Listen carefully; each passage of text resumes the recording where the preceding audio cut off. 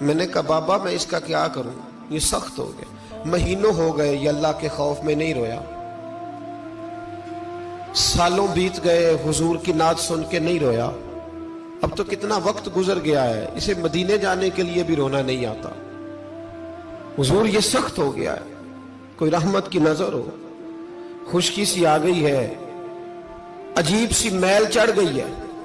فرماتے کئی دفعہ میں نے خواہش کا اظہار کیا، ایک دن نا عید کا دن تھا تو حضرت معروف کرخی نے ایک چھوٹا سا بچہ انگلی کے ساتھ لگایا ہوا تھا، تو حضرت آ رہے تھے، تو میں نے کہا حضور آپ کدھر سے آ رہے ہیں، یہ بچہ کون ہے؟ فرمانے لگے یتیم ہے۔ سارے بچے عید والے دن اخروٹ کے ساتھ کھیل رہے تھے، بیچارے کے پاس اخروٹ کوئی نہیں، تو حضور آپ کیا کریں گے؟ تو حضرت معروف کرخی کہنے لگے پیسے تو میرے پاس بھی کوئی نہیں اخروٹ خرید کے دینے کے، میں یہاں سے کھجوروں کی گٹھلیاں چنوں گا، وہ گٹھلیاں بازار میں بک جاتی ہیں، میں یہ گلیوں سے گٹھلیاں چنوں گا اور چن کے میں نے کہیں بیچوں گا، اور جب میں انہیں بیچوں گا تو پھر یتیم کے لیے 2-4 اخروٹ خریدنے کے قابل ہوں گا، پھر میں اسے اخروٹ خرید کے دوں گا۔ پتہ نہیں کہاں کی بات سنا رہا ہوں میں آپ کو، اور پتہ نہیں کہاں کا ذکر کر رہے ہیں بابا جی۔ بچہ یتیم ہے، بچے اخروٹ سے کھیل رہے تھے، اس کے پاس اخروٹ کوئی نہیں۔ بابا آج کا پیر تو معرفت کی بات کرتا ہے، تو یتیم کے لیے گٹھلیاں چننے چلا ہے۔ آج کا پیر تو کہتا ہے میں اے سی والے کمرے میں بیٹھ کے تمہیں بڑا عرش کے اعلیٰ کی بات بتاؤں گا، یتیم کے لیے گٹھلیاں چننا، مدرسے کے طلباء کی نوکری کرنا، یتیموں کا، غریبوں کا، ان مجبوروں کا خیال کرنا، یہ تو رواج ہی نہیں ہے آج کا۔ بابا تو کیا کہانی سنا رہا ہے؟ تو حضرت معروف کرخی کہنے لگے گٹھلیاں چنوں گا، پھر انہیں بیچوں گا، پھر جب کچھ پیسے ملیں گے نا تو میں اسے اخروٹ خرید کے دوں گا، اور فرمانے لگے جب یہ اخروٹ سے کھیل کر ہنسے گا نا تو اللہ میرے دل کو سکون عطا فرمائے گا۔ میں گٹھلیاں چننے جا رہا ہوں، میں مزدوری کرنے، تیری تلاش میں پھرا میں جنگل، پہاڑ اور دشت میں۔ تو حضرت سری سختی فرماتے ہیں میرے گھر میں پیسے تھے، میں نے کہا حضور اگر یہ نوکری مجھے مل جائے تو میں غلام جو ہوا، اگر مجھے دے دے یہ نوکری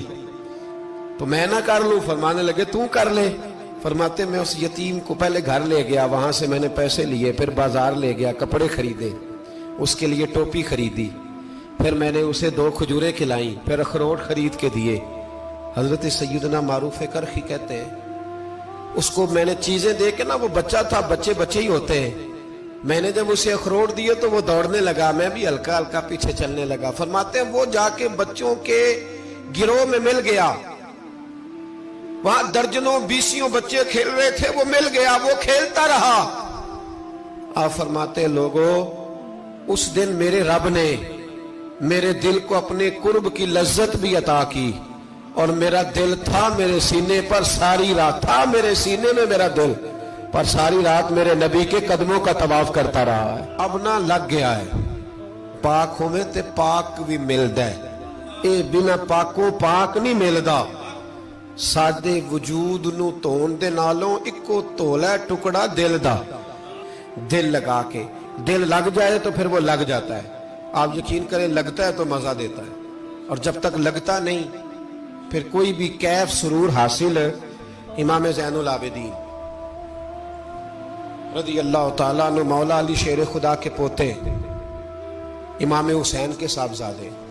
سیدہ پاک کی پیاری نسل، امام زین العابدین گھر میں نماز پڑھ رہے تھے، غور کرنا بات پہ، گھر پہ نماز پڑھ رہے تھے، گھر میں آگ لگ گئی۔ جب آگ لگی ہے تو پھر شور بھی ہوتا ہے، کچھ لوگوں نے شور مچایا، آگ آگ آگ، دور دراز سے لوگ دوڑے، آپ کا ایک چھوٹا بچہ بھی پاس سویا ہوا ہے، آگ لگ گئی آگ لگ گئی، شور ہو رہا، دور دراز سے لوگ پانی لے کے دوڑ رہے ہیں، آگ بجھائی جا رہی، امام صاحب نماز پڑھ رہے ہیں۔ حکم ہے کہ ایسی ایمرجنسی دیکھو تو نماز توڑ دو، پر اس کے لیے جو دیکھے ہی نہ، جسے سوجے ہی نہ ہو کیا رہا۔ امام زین العابدین پڑھتے رہے، نماز مکمل ہوئی تو آپ کی زوجہ کہنے لگی اللہ آپ پہ رحم کرے، گھر میں آگ لگ گئی تھی، سارا محلہ، سارا گاؤں، سارا شہر ٹوٹ پڑا، بچہ سویا ہوا تھا، آپ نے توجہ ہی نہیں کی۔ تو آپ فرمانے لگے ہلکی سی بن بناہٹ ہوئی تھی میرے کانوں میں، پر میں اللہ کی نماز پڑھ رہا تھا، پر میں اپنے رب کی، میں اس کی نماز پڑھ رہا تھا، تیرے عشق کی انتہا چاہتا، تیرے عشق کی انتہا چاہتا، تیرے عشق کی انتہا چاہتا، میری سادگی دیکھ کیا چاہتا ہوں، ذرا سا تو دل ہے مگر شوخ اتنا، وہی لن ترانی سنا چاہتا ہوں، مجھے کیا خبر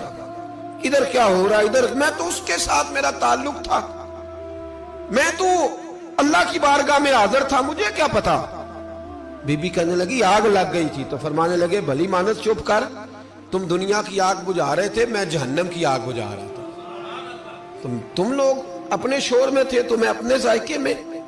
الذین ہم فی صلاتہم خاشعون، فرمایا یہ لوگ اپنی نمازوں میں عاجزی کر دل لگا کے کرتے ہیں جو کرتے ہیں۔ وہ بڑی خوبصورت مثال ہے، حضرت رومی نے لکھی ہے، بڑی مشہور بھی ہے۔ ایک نمازی نماز پڑھ رہا تھا، میری طرح کا نمازی، مجنو اس کے آگے سے گزر گیا، لیلا کے گھر جا رہا، تو نمازی اتحیات پہ تھا، اتنی دیر میں اس نے بھی نماز مکمل کر لی، تو پیچھے سے جا کے مجنو کا گریبان تھاما، کہنے لگا شرم نہیں آتی تجھے، مسئلے کا نہیں پتا، نمازی کے آگے سے نہیں گزرنا چاہیے؟ تو کہنے لگا یار معاف کر دو، مجنو کہنے لگا معاف کر دو، غلطی ہو گئی، حالانکہ شہزادہ تھا، پر معافیاں کیوں مانگ رہا ہے؟ اس لیے کہ کسی سے دل جو لگ گیا ہے، عاجزی آ گئی، ان کے چل یار معاف کر دے، تیری مہربانی، نمازی ناراض نہ ہو جائے، نمازی بڑے ڈاڈے ہوتے ہیں، کئی دفعہ بڑے سخت ہوتے ہیں، نمازی تھا بڑا پکا، تو وہ کہنے لگا نہیں، نماز خراب کر دی تو نے، تجھے پتہ نہیں آگے سے نہیں گزرنا چاہیے، اور ویسے بھی زمانے کا رواج ہے، جو معافی مانگ لے لوگ سمجھتے ہیں بزدل ہے، یہ بھی بڑا مسئلہ ہے، آپ تھوڑا سا کہہ دیں کہ جب دیکھی جائے گی جو ہوگی، لوگ سمجھتے ہیں نہیں ہے دم کم، معافی مانگ لے سامنے والا بگڑ جاتا ہے، اللہ ماشاءاللہ،